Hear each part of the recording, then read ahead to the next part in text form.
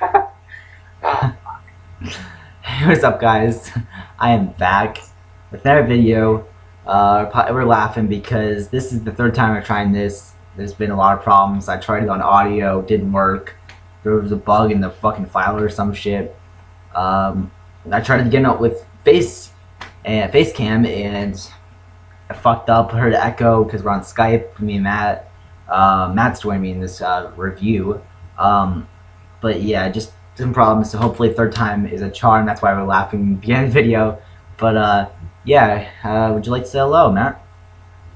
Yes. Hello, A Double. Thanks for having me on the biggest PWG review we have ever done on this channel.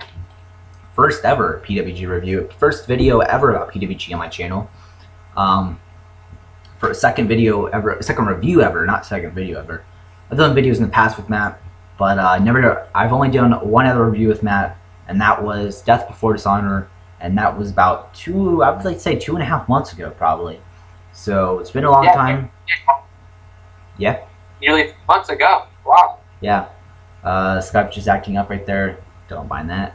But that's just Skype. But yeah. PWG Matt Rushmore review. Overall, what did you think about this show, Matt?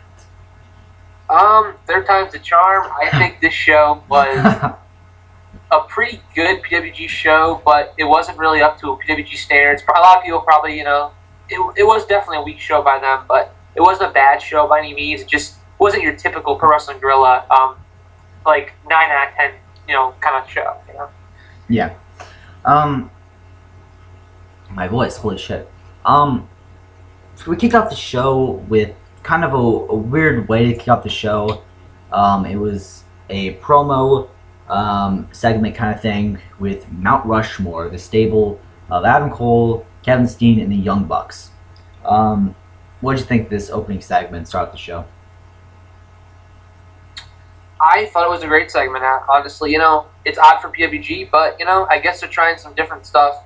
It was a good segment. It was about 10, 12, 15-minute segment with Excalibur in the ring as well, because he always intros off every show, off camera usually. But, so Excalibur was saying, Adam Cole, Young Bucks, you guys are only, as big as you are because of Pro Wrestling Guerrilla, and Cole basically answers that with a super kick to the can to his face, basically.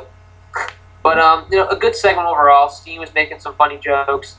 They were making fun of the NWO, saying, hey, yo, let's do a survey, ripping off Scott Hall from fucking 20 years ago. But good segment overall. What about you? Yeah, good opening segment. Just kind of weird how PWG did it here. So yeah, good opening segment. Then we had the first match. I'm pretty much memorizing every fucking thing that happened on the show because we've tried this video fucking 3 times now. Kicked off the show with Willie Mack and B-Boy versus PP Ray. Now, before I say anything more, PP Ray is a tag team. There's 2 guys in it, and I personally can't pronounce their names, and Matt can't pronounce their names either. So, yeah, we don't want to botch their names, so we decided to just say their tag team name, PP Ray. Yes, sounds really bad. So yeah. So yeah, their faces Willie Mack and B-Boy. What's your thoughts on this match? This match, very overstays welcome. Too freaking long for me. Not a big fan of either 4 of these guys. PP Ray is not a very big tag team in my opinion. Honestly, PP Ray, I wouldn't care if they left Pro Wrestling Guerrilla. But Willie Mack, B-Boy, these guys are. B-Boy's been here forever, and he's never even really done anything big in PWG, so he's still opening off shows for some reason. Willie Mack, former crowd member, he's a wrestler now, and he's pretty good for his size. I'll give Willie Mack credit. He's probably the better of all 4 of them, honestly. But the match was too long, comedy match, a lot of stupid stuff they were doing, sitting in the crowd. It was okay, kind of funny, but it just was too long for me. Plus, I couldn't really get fully invested when I'm really not a fan of any of the 4 guys in the ring. No disrespect to any of them, but I'm just not a big fan of any of them. So. Yeah, I mean, it was a decent opener. I just think that it got too much time, and I can't get invested into 4 guys that I really don't care about. So that's what that is, honestly. B-Boy and Mac ended up winning this match. You know, kind of predictable because you don't see PP Ray getting the win here. You know, that's kind of just like, who, you know. Um, then we had the next match. We had Kevin Steen versus ACH. What did you think about this match? Oh, God, this match could have been a lot better than what it was. PWG kind of made Kevin Steen basically controlled the whole match. He basically controlled the pace, everything. He dominated the whole entire match. You know, I don't understand what they were trying to do here. I think ACH is pretty weak in this match, honestly. ACH is okay. I'm not a big fan of him, but he's a pretty good high-flying talent. Kevin Steen wins. I mean, after the match, he fucking does a bunch of package pile drivers. I'm not sure if this is going to continue the feud. I would assume not, because they're not fighting at any of the new, the coming up shows. So, but Kevin Steen wins, which is kind of obvious. You probably figured he was going to, but so. Yeah, I wasn't surprised that Kevin Steen won here. You know, it was an okay match. Kevin Steen dominated most of the match, so I really couldn't get invested in this match. You know, I'm kind of a fan of Kevin. What the fuck's his name? Kevin Steen. I was gonna say. No, I was gonna say Kevin. I was gonna say Kevin Nash for some reason. I couldn't think of the last name. Damn. Kevin Steen. I can't. I'm not. I'm a fan of Kevin Steen, but ACH is okay. But yeah. Then we had the next match. We had a tag team match. We had Best Friends Chuck Taylor and Shrink versus AR Fox and Rich Swann. What's your thoughts on this match? I could say this maybe was one of my top matches of the night. Not my favorite, but one of the matches that was very good. The Best Friends, Trent aka Trent Beretta, and Chuck Taylor. Chuck Taylor used to team up with Johnny Gargano, but I like this team actually better with Trent and Chuck versus AR Fox and Rich Swann. Not a big fan of Mr. Rich Swann. I think he's a weirdo, but that's besides the point. He is a great high flyer. He does some crazy ass spots, but he's not really on my favorite. But this match was pretty crazy, honestly. Bunch of spots. This is pretty long too. I'm surprised they gave as much time, but I'm glad they did because they used all their time wisely. You had Chuck Taylor do a fucking modified Canadian destroyer pile driver of sort. I don't even know what you call it, but great finish with Chuck Taylor getting the win. One of the best finishes I think they've done with them in a long time. Yeah, that was a good match. You know, really, I didn't expect it to be that good. Personally, I mean, you know, AR Fox is a great high flyer. You know, Rich Swann's a good high flyer. All of them are good high flyers. It's just I definitely did not expect this match to be that good. The finish was awesome. I thought that Chuck Taylor doing that modified Canadian destroyer was pretty cool. Then we had the next match. We had a Fatal 4-Way match. We had Brian Cage, Drake Younger, Tommaso Ciampa, and Anthony Nese. What's your thoughts on this match? Honestly, I wasn't expecting much. I thought it'd be a cluster because, you know, it was just a weird four. I'm not even sure why the story took place, but it was kind of a weird four guys to put in it. But, you know, it wasn't a bad match. It wasn't given a lot of time. I don't think it needed it. But I think with what they were giving, it was a pretty good match. You know, Brian Cage returning after almost breaking his neck at the last show. He returns a month or two later. He's still wrestling. Tony Nese is okay. Tommaso Ciampa, not a huge fan. You get Drake Younger pick up the win. He hugs the referee like he has won the PWG World Championship. And then, you know, I'd say, though, for what it was a pretty good match, though. Nothing spectacular, but... Yeah, you know, I didn't expect much of these, you know, four guys because, you know, I thought it would just be like four big guys went at it that really, you know, it'd be kind of like a clusterfuck and be like just a whatever powerhouse kind of match. And yeah, some things were about the powerhouse, you know, kind of thing, but still, I thought it was better than I expected. You know, it's kind of an indie spot match, but still, it was a fun indie match here. Drake Younger getting the win. I was happy he won. I think he was the only guy that should have won this match. Then we had the next match. We had Johnny Gargano versus Roderick Strong. Now, I want to say before I get into this match, Rich Swann, I believe, was on commentary during this match, and holy shit, he is horrible at commentary. He definitely took away from the match. I don't even know what the fuck he was saying half the time. He was making weird voices. I wish Excalibur would have fucking punched him in the face because he took away from this match a lot, in my opinion. I couldn't get behind this match because fucking I heard every 5 seconds fucking Rich Swann fucking making a voice and fucking Chucky or some shit. It just pissed the fuck out of me. But yeah, what's your thoughts on this match? I totally agree with that. Before I get in the match, you're totally right. I mean, they should have just had Excalibur fucking fly solo, because this wasn't even worth having him come back out here, because it was shit. It really was. But the match, on the other hand, I would definitely say was probably the best wrestling match of the night.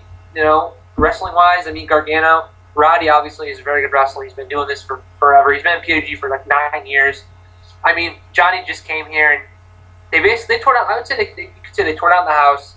I mean, Roddy was the favorite. He's kind of like the hometown hero type of guy. He's been there for 9 years. Johnny just coming in a few months ago. It was a split crowd, but more for Roddy, I would say. But Johnny had some funny comedy moments with his hoodie and stuff, pretending, taking it off, putting it on. It was kind of funny. The match had it was like kind of like a methodical match at some points, but it picks up, and it was just definitely the best wrestling match of the night. And Gargano getting the win, I'm not surprised, because to be honest, Roddy seems to put over all the younger guys, honestly. Yeah, I was surprised with the crowd reaction Gargano got, with him getting Gargano sucks chants and stuff. Especially what happens later in the show that the fans I clearly did not like. Overall, definitely the best wrestling match on the show, but not my favorite match on the show though, but best wrestling match. But my favorite match definitely was not this match. It was the next match that I'm going to get to right now. We had the team of the Young Bucks defending the tag team titles against Kansas and Joey Ryan. Now, they made this a tag team title match on the opening segment when Mount Rushmore. Holy shit, what the fuck was that? Might have been my voice, I don't know, but I heard like a really fucking... Okay, never mind. Getting distracted here. We have the Young Bucks and Kansas and Joey versus Young Bucks. Fuck. Okay. Let's restart this. Okay. We had the Young Bucks. Matt and Nick were defending their tag team titles against Kansas and Joey Ryan. Okay, that noise really distracted me. Sorry. Okay, they made this a tag team title match because in the opening segment, Excalibur made a tag team title match. What's your thoughts on this match? Holy shit. After that great introduction, this match was my personal favorite of the night. I think it was yours as well. Yeah. So, this match I don't agree with the finish. I think Candice and Joey should have won the belts. I just think if they're going to make a tag title match, then the Bucks should have lost. The Bucks should have put over Candice and Joey. But, hey, the match was still good. I think Candice put on, performance of her life, honestly. She's only had a few matches in PWG. She wrestled at Bola, I think, night 2 or whatever. And she wrestled at 10 and stuff. But this, I think, was definitely the best match she had in her PWG career. She was doing spots like crazy. I mean, for a girl or whatever, she's definitely a great talent. I think they're lucky to have her. And I think Joey and Candice really did deserve to win. No disrespect to the Bucks, I'm a huge fan of them, but I think it's time they drop those tag titles. Yeah. I mean, I wish this match wouldn't have been for the tag team titles as much as, I enjoy tag team, I enjoy title matches and stuff. It's just, I don't think it should have been time for the tag team titles. They could have built up Candice and Joey, have them win here, then they can go into, the All-Star weekend, facing the Young Bucks. I believe it's Dominic Drake Younger versus the Young Bucks. Haven't seen a 6-man tag, or 6-person tags. You can't say just man tag. Yeah, okay. But yeah, they're facing later at All Star Weekend, the next PWG show. So I think they could have built them up here at this match. They did a great job, Candice and Joey. This match was fucking awesome, honestly, in my opinion. Definitely my favorite match in the show. It's just they did a lot of unique, spots and unique tag team moves and stuff. I definitely wish Candice and Joey would have won this match, and but it ended up with the Young Bucks winning. I mean, I'm a little bit disappointed that PWG didn't have Candice and Joey win here, but I guess it is what it is. But my favorite match in the show was that match right there. Then we had the main event. We had Kyle O'Reilly facing the current PWG World Heavyweight Champion Adam Cole. What's your thoughts on this match? This match, I was hoping for a lot more. I think it was kind of it was a letdown for sure. I mean, they went for 30 minutes plus, and it wasn't really needed. Cole and O'Reilly have had good matches in Ring of Honor last year, and they do have a lot of chemistry because they were Future Shock together and all that crap. I just, for some reason, these guys just didn't really work. It just didn't click that night. And, it wasn't a bad match. It was just very long. Overstay its welcome. It could have been 10 minutes shorter. It probably would have been a lot better. But, I was surprised Cole retained, honestly, because I thought they're going to be, maybe taking the belt off him since he is ROH champion as well. But Adam Cole won with, a bunch of interference by Steen, and the Bucks come out, and the whole fucking face roster comes out, but I'll talk about that after you give your thoughts on the main event. Yeah, it was, I think it would have been definitely a lot better if they would have just given it 15, 20 minutes, and that's it. Not 30, 35 minutes like they did. These guys have had good matches in the past, great matches in the past, so I don't really know why it didn't click here.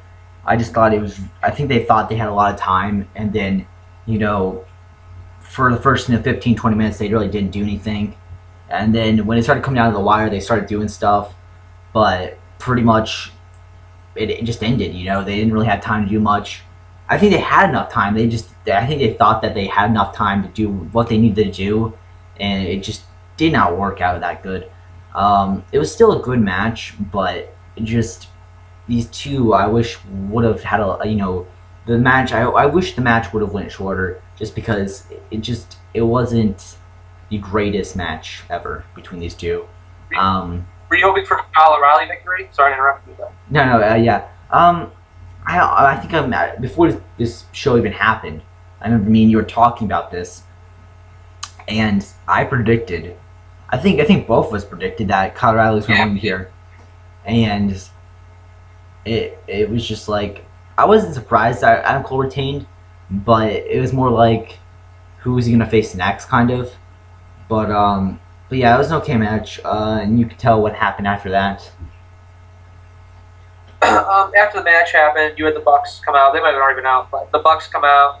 We have ACH. I'm not sure the exact order. Basically, the whole entire face side of things. You had Gargano, whatever you want to call him. But he comes out and he cuts a promo, basically telling Mount Rushmore, or more specifically Adam Cole, he wants to challenge him for the PWG World Title. And it's funny because they're actually chanting Gargano sucks at this point, which is kind of hilarious. They're chanting for Candice. Candice comes out. Joey Ryan.